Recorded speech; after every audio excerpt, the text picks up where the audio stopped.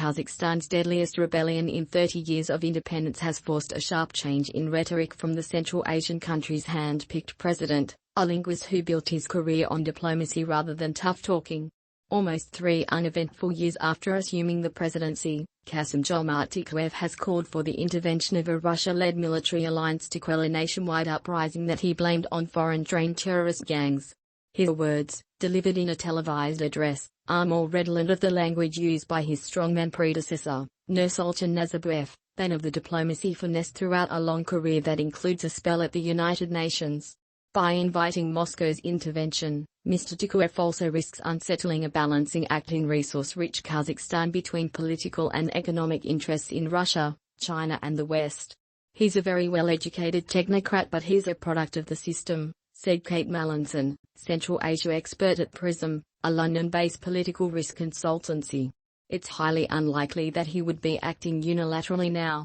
Recommended Kazakhstan protests live. Explosion and gunfire in Almaty as 12 police among dozens killed in unrest. Kazakhstan protests live. Explosion and gunfire in Almaty as 12 police among dozens killed in unrest. Russian troops arrive in Kazakhstan to quell unrest as police say officer beheaded. Russian troops arrive in Kazakhstan to quell unrest as police say officer beheaded. Kazakhstan protests. What's behind the violent unrest?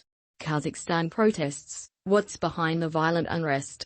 Unrest in Kazakhstan, a former Soviet country of 19 million people, was sparked by protests over the rising price of liquefied petroleum gas and spiraled quickly into riots feeding off deep-seated resentment over 3 decades of autocracy. The violence is the first challenge to Mr. Tokayev's authority since he replaced Mr. Nazarbayev in March 2019 and, just 3 months later, won 71% of the vote in an election criticized by the Organization of Security and Cooperation in Europe. An avid reader of fiction and political memoir, Mr. Tokayev, 68, headed the National Table Tennis Federation for 13 years and has more recently acquired the nickname Furniture from his detractors, a jibe at a perceived absence of political change. His acceptance of the entire government's resignation this week and his immediate reversal of reforms that had removed price caps on butane and propane, sometimes called road fuels for the poor, did nothing to appease growing public fury. In a further, apparently conciliatory step, Mr. Tokayev assumed leadership of the powerful Security Council and removed Mr. Nazarbayev in the process, appearing to sideline the 81-year-old former leader widely believed still to wield enormous influence. He followed up by saying that residents of Almaty, Kazakhstan's largest city, were victims of attacks by terrorists and bandits and that it was the government's duty to take all possible actions to protect our state.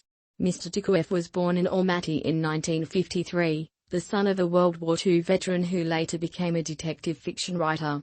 His mother worked in a foreign language teacher training institute, according to a biography on the presidential site.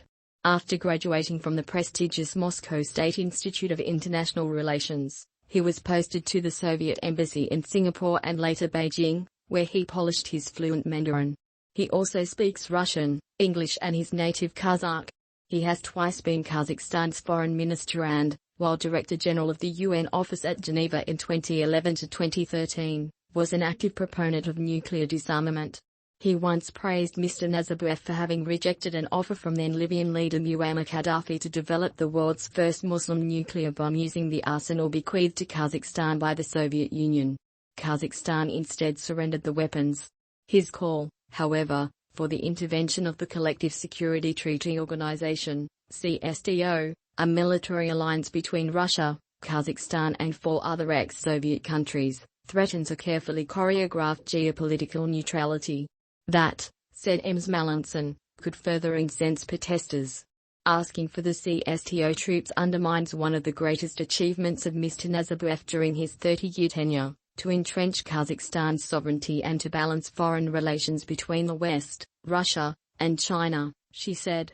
Recommended Kazakhstan police arrest 1,700 people overnight as clampdown continues. Russian-led troops to pull out of Kazakhstan in 2 days' time. President says Kazakhstan says coup attempt defeated as Putin vows to stop color revolutions. He will have angered so many segments of the increasingly nationalistic population that it's difficult to see him winning.